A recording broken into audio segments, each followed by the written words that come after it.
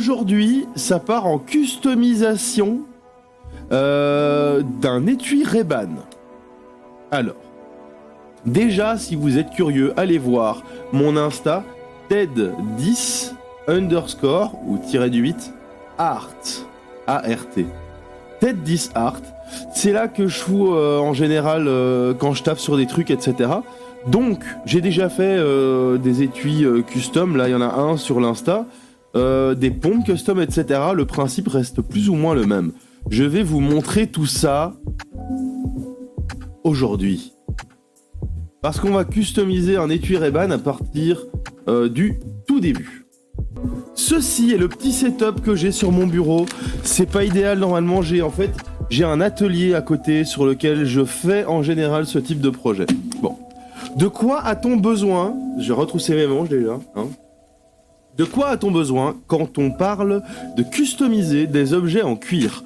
Ici, on est sur un étui Ray-Ban, ça peut être une paire de pompes par exemple, ce que j'ai déjà fait. Petit rappel, allez voir, TED10 art. Bon, c'est un étui Ray-Ban, voilà. Une commande d'un client. Donc dedans, il y a toujours le petit, voilà, le petit truc. Un petit étui Ray-Ban, tout bien, tout propre. Comment c'est-il que ça marche? Donc, pour customiser un étui Ray-Ban, premièrement, il faut un étui Ray-Ban. Outre l'étui Ray-Ban, on va avoir besoin d'acétone. Alors, à quoi sert l'acétone? L'acétone, dans un premier temps, va me servir à préparer l'étui. C'est-à-dire que je vais pouvoir retirer la couche d'usine, qui est une couche de protection qui va protéger le cuir, etc.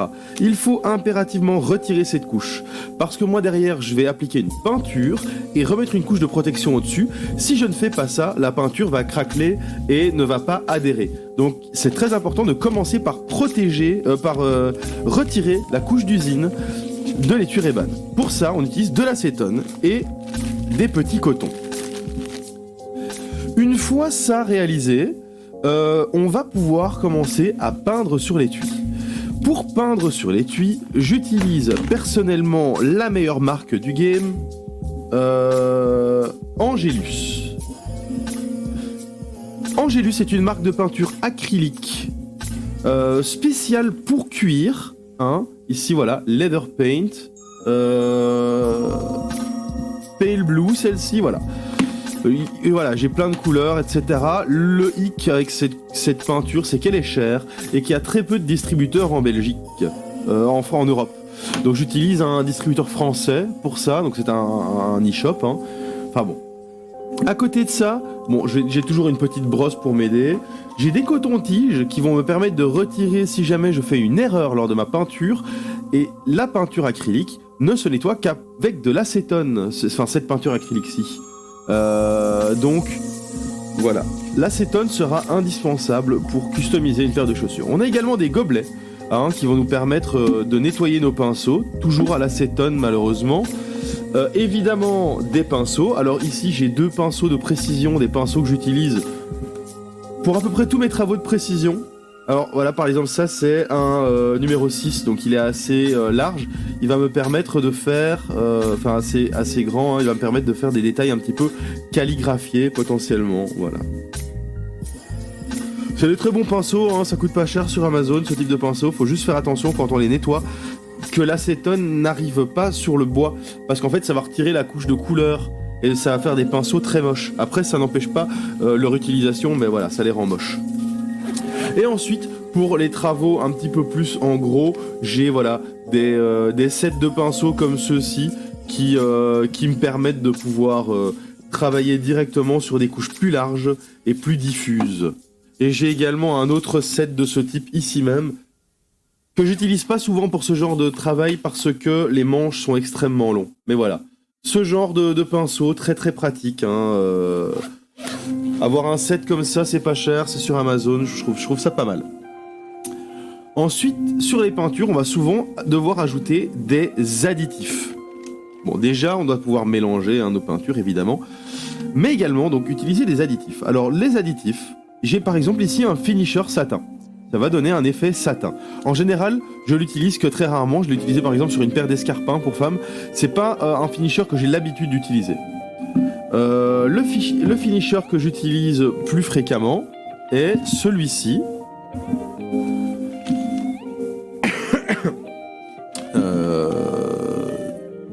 Celui-ci. Bon, alors là, c'est pas la bouteille officielle, mais en gros, l'e-shop, parfois ils ont des bidons et ils refont des bouteilles avec. Mais en gros, ici, nous avons un finisher mat. Donc c'est un vernis mat qui va vraiment matifier la couche. J'ai également comme additif du Too Thin. Le Too Thin, c'est tout simplement un additif qu'on va ajouter pour affiner la peinture. Pourquoi affiner la peinture ? En général, la raison pour laquelle on va affiner une peinture est dans l'objectif d'utiliser ceci. Hop. Ceci est ce qu'on appelle un airbrush. Alors, l'airbrush c'est très simple. Hein. Ici, on a en fait des pistolets à peinture, hein, si vous préférez. J'ai là-bas un compresseur d'air. Donc ça, voilà, c'est déjà un niveau au-dessus. C'est pas nécessaire pour customiser tout bêtement des étuis ou des chaussures. Hein. Mais voilà, avec un airbrush, en fait, on va connecter avec un tuyau un compresseur d'air qui va propulser de l'air. Il y a une petite aiguille ici qui va propulser du coup la peinture qu'on rentre là-dedans. Pour que la peinture passe bien et ne coagule pas, on va mettre du Too Thin pour raffiner la peinture. Alors j'en ai pour la peinture acrylique Angelus, mais j'en ai aussi par exemple ici pour de la peinture pour figurines par exemple. Donc voilà, c'est très très intéressant d'avoir comme ça un aérographe, parce qu'en fait ça va permettre de faire de la diffusion, de la propulsion de peinture, et donc de faire des dégradés assez jolis et assez dégradés. Et finalement du duller. Alors le duller, c'est ce qu'on va ajouter à la peinture pour la rendre mate. En fait, c'est très intéressant d'ajouter du duller en plus du vernis mat à la fin, tout simplement parce que ça va donner un effet super mat. Ce qui en général est assez joli. Parce que dès qu'en fait une peinture brille, honnêtement c'est bof. Et puis finalement, le Too Soft, celui-ci permet de peindre du tissu. Donc en fait, on va rajouter du Too Soft dans la peinture, on va mettre le Too Soft et ensuite on va chauffer la peinture et ça va permettre de garder vraiment le tissu, ça va pas être collant, ça va pas être craquant, la peinture va vraiment s'imprégner dans le tissu. Pour customiser par exemple un étui Ray-Ban. Et si vous avez envie de customiser un étui Ray-Ban chez vous, moi je vous conseille juste l'étui Ray-Ban évidemment, hein, ça coûte 20 € chez Ray-Ban, de l'acétone, au Carrefour, ça coûte pas cher. Quelques gobelets hein, comme ceux-ci, très pratiques. Des cotons-tiges pour appliquer l'acétone. Les peintures de la couleur dont vous allez avoir besoin. Attention, il y a beaucoup de tutoriels qui vont utiliser par exemple ceci. Des Posca Pen. Posca, c'est cool pour faire des dessins, etc. Mais honnêtement, pour customiser. Donc en fait, c'est des trucs qui vont appliquer de la peinture. Donc ici... c'est de la peinture que je viens d'appliquer. C'est très pratique parce que du coup, plutôt que d'utiliser des pinceaux, on va vraiment pouvoir utiliser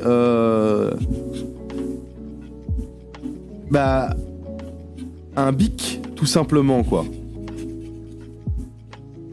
Donc ça va permettre de dessiner de manière un petit peu plus naturelle qu'avec un pinceau, par exemple.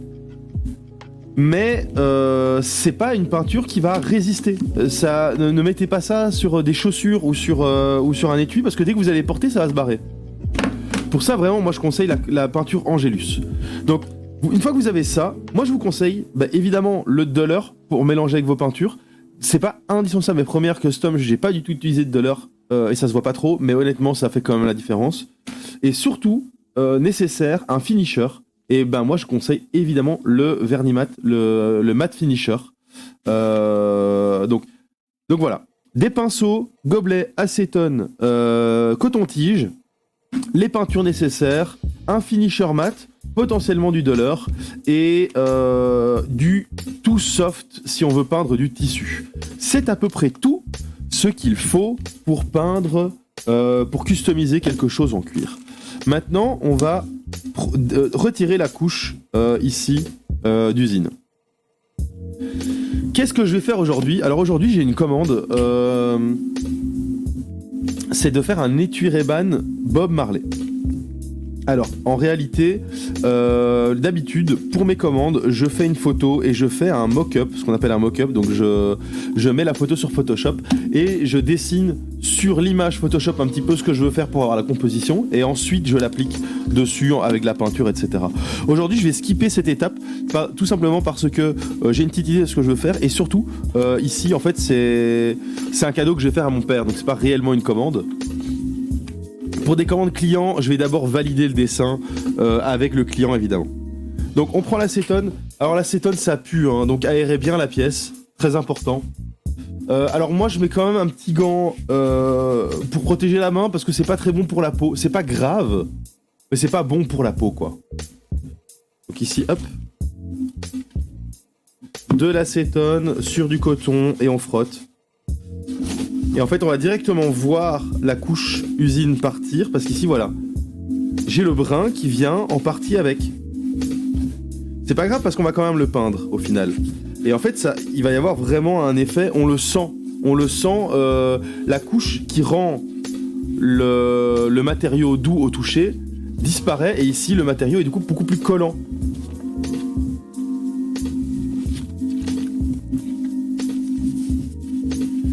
Donc tranquillement, alors pour des chaussures, la couche de finition d'usine en général est quand même un peu plus mastoc que ça.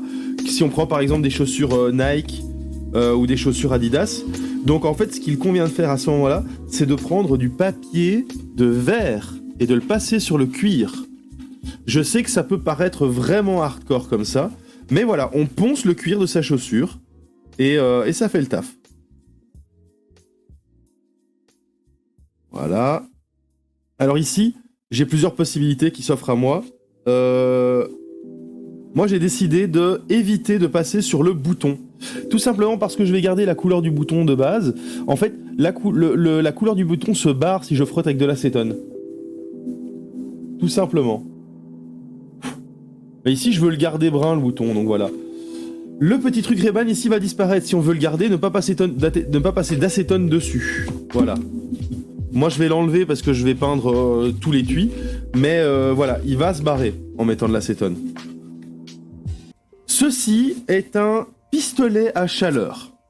Évidemment, quand je dis les gars, vous avez besoin que de ceci et de ceci pour customiser une paire de chaussures, je ne mens pas. Non. Parce qu'un sèche-cheveux se suffit à lui-même. Un sèche-cheveux, ça marche. Mais clairement, un pistolet à chaleur, c'est mieux, ça ira beaucoup plus vite.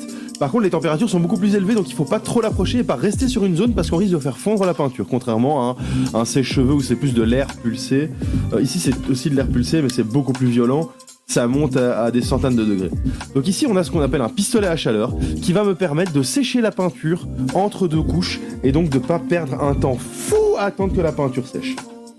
Alors, toujours aussi très utile pour peindre des lignes droites, c'est du tape. C'est tout con, mais le tape, ça marche bien. Et alors, ça coûte que dalle sur Amazon. J'aime bien en avoir toujours un petit stock chez moi. C'est des petits pots comme ceux-ci qui vont me permettre de mélanger de la peinture. En plus, il y a des petites dosettes. De mélanger la peinture sans déconner dans les quantités. Et donc, de savoir plus ou moins où j'en suis dans mes quantités.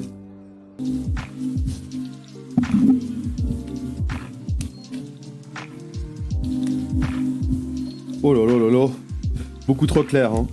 C'est bien, ça va me donner une base plus claire. Faut des couches assez fines si on veut pas se faire avoir sur la longueur. Des couches assez fines qui couvrent petit à petit, mais du coup beaucoup de couches.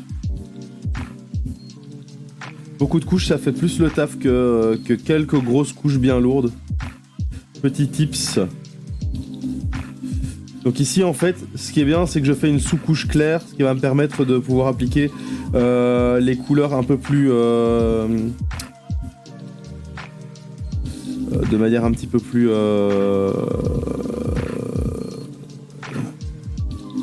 loyale à la réalité. Pas ça le terme, mais voilà. Fidèle à la réalité. Parce qu'en anglais on dit loyal, je pense. Loyal. Voilà, voilà, voilà.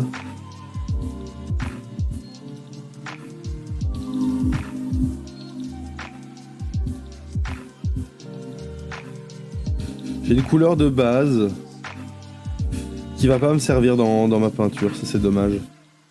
Bon, je vais sécher ça, je coupe le micro.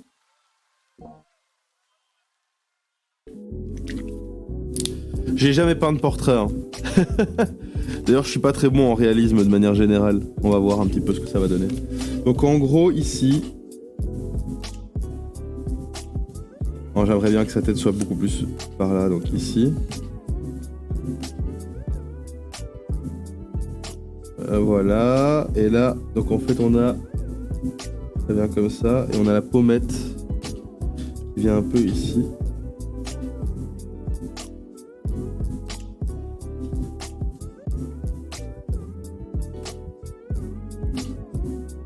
Donc sur l'image que je prends, il y a la tête un peu penchée. Donc le front vient comme ça.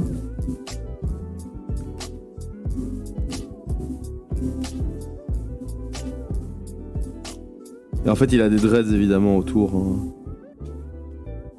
Donc ici, en fait, c'est les dreads. Hein. Et donc là, hop. Tac. Tac. Et là, pareil, hein, la pommette.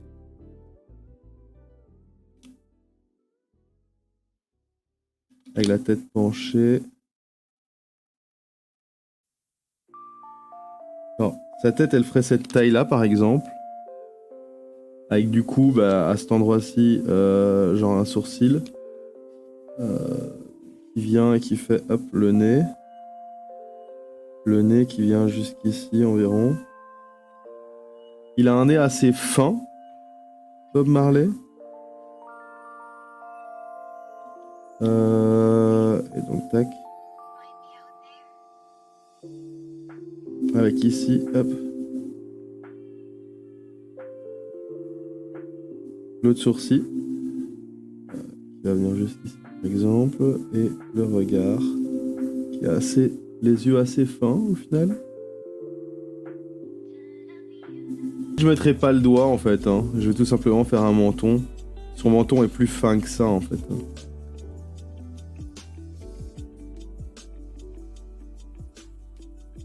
Et là, en général, la manière dont je procède, moi, c'est vraiment à la zob.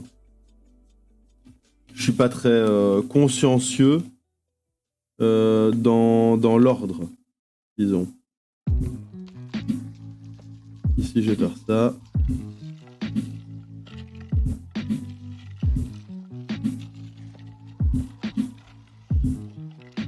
Voilà.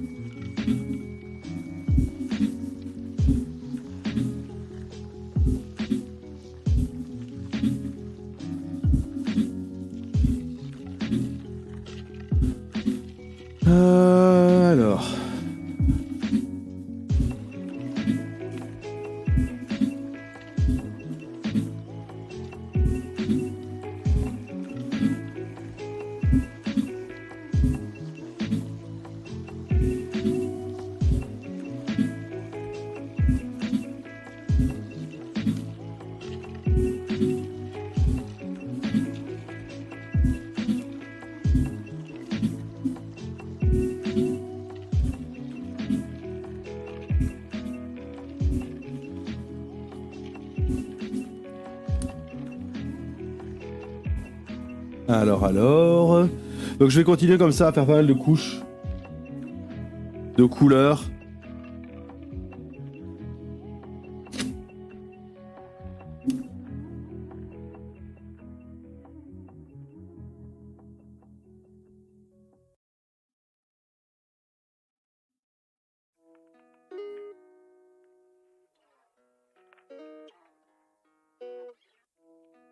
En fait, ça va permettre d'un peu, voilà, créer les reliefs sur son visage. Je sais pas si c'est évident, mais voilà, ça... C'est des choses qui se font petit à petit, là, comme ça. Hop, hop, hop.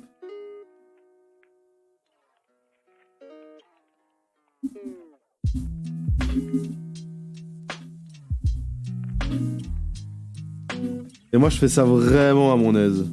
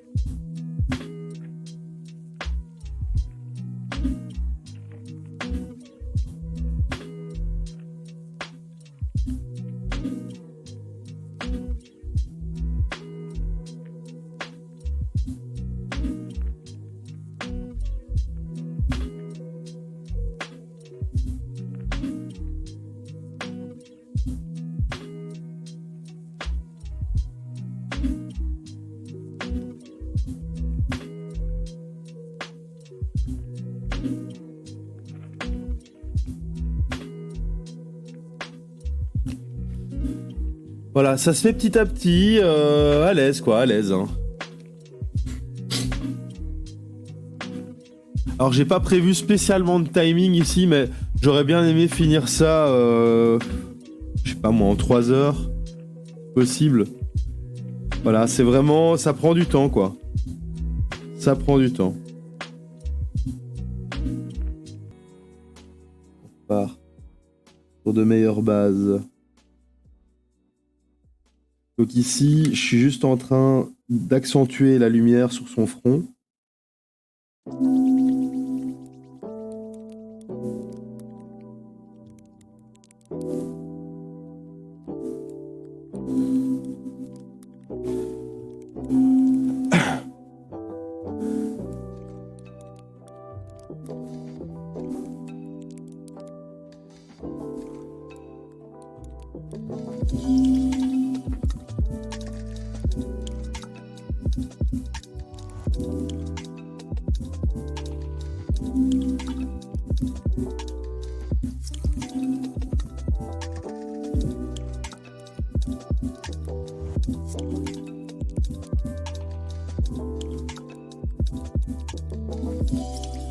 Ah là, au joli front.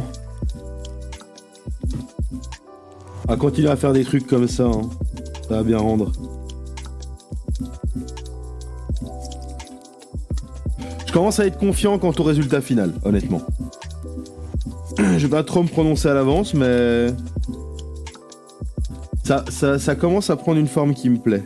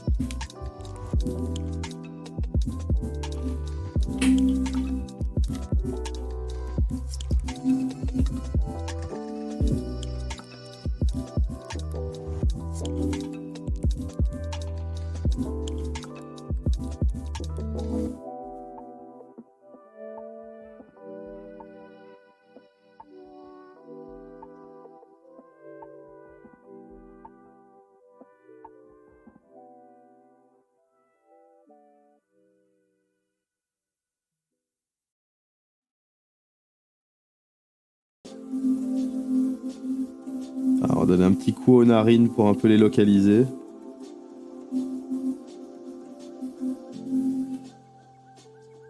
Ok. C'est pas fini, hein. C'est pas fini du tout.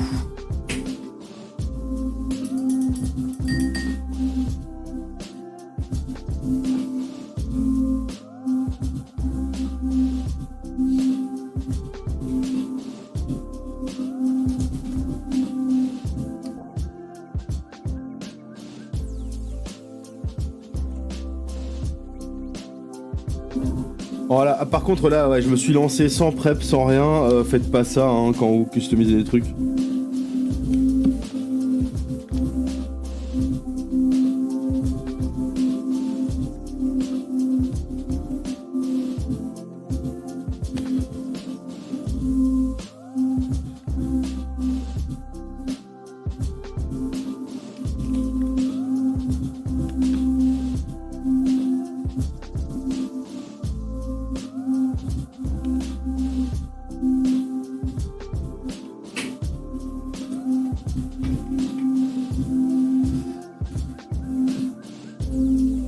J'ai un peu abusé dans le... Allez, let's go, on est des cow-boys.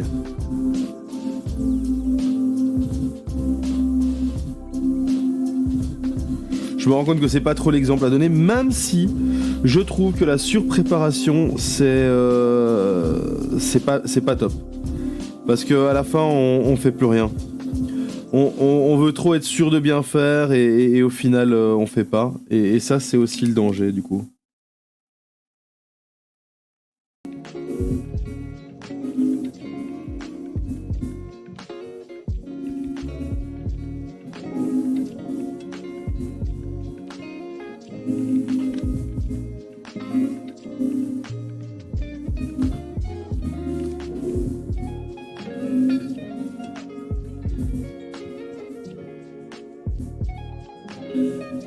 Bon, pour le dégradé de verre, il y a un truc, hein. Il est pas encore tout à fait fini, mais il y a un truc un peu sympa.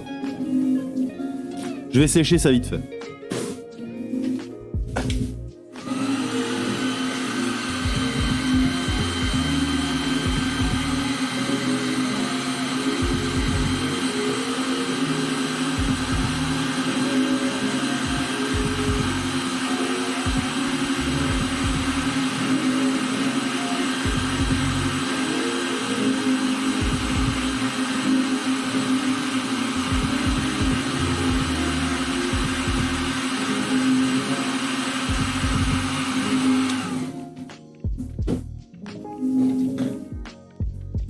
Ok, je vais étendre le drapeau un peu sur tout le truc comme ça. J'aurai une base autour de laquelle peindre des choses. Alors je pensais éventuellement mettre des plants de cannabis, ce genre de choses. C'est un petit peu reggae man, hein. C'est un petit peu Bob Marley, ça. Hein.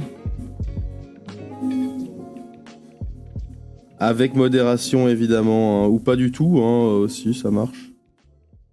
Je ne vous jetterai pas la pierre en tout cas. Je précise, le Bob Marley est pas du tout terminé, hein. Ça non plus, hein. C'est vraiment... Moi, j'aime bien travailler les choses petit à petit. Ça me permet de le faire avec assez de... Plutôt sereinement, quoi.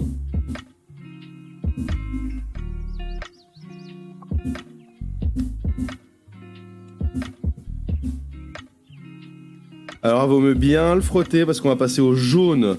Le jaune a un pouvoir couvrant plutôt faible. Hein. Donc ça va être une petite galère pour appliquer du jaune et que ce soit bien jaune sur le brun. Pareil, je vais devoir dépasser sur le vert et tout, ça va pas être facile.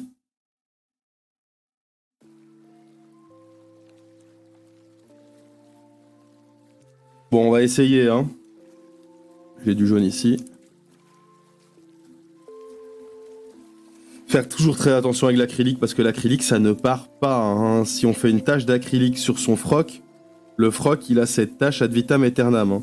Moi j'ai une tache de bleu clair sur ce jeans, elle partira jamais. Hein.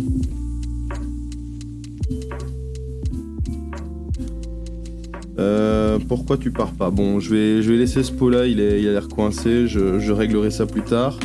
J'en ai un autre. Alors moi je prends direct au pot de nouveau, faut pas faire ça, hein. On verse dans les petits pots, etc. hein, en théorie.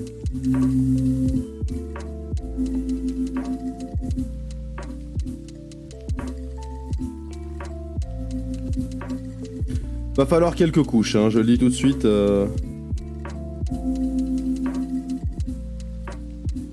En fait l'objectif c'est de mettre un peu partout d'autres trucs, hein, parce qu'ici on a Bob. Peut-être que je mettrais un Bob Marley ici ou un Bob Marley and the Wailers ou un truc comme ça qu'on aurait sur un de ses albums. À mon avis, ici, je mettrai quelques plants de cannabis. Et ici, je mettrai aussi des trucs, hein, peut-être une guitare ou un truc comme ça. Voilà. Le but est qu'il soit complètement illustré, évidemment. Mais c'est pour ça, ici, j'ai décidé de mettre un petit peu la couche de base pour me donner une idée de ce à quoi ça ressemblerait, pour voir quelle couleur irait, en fait, avec tout ça.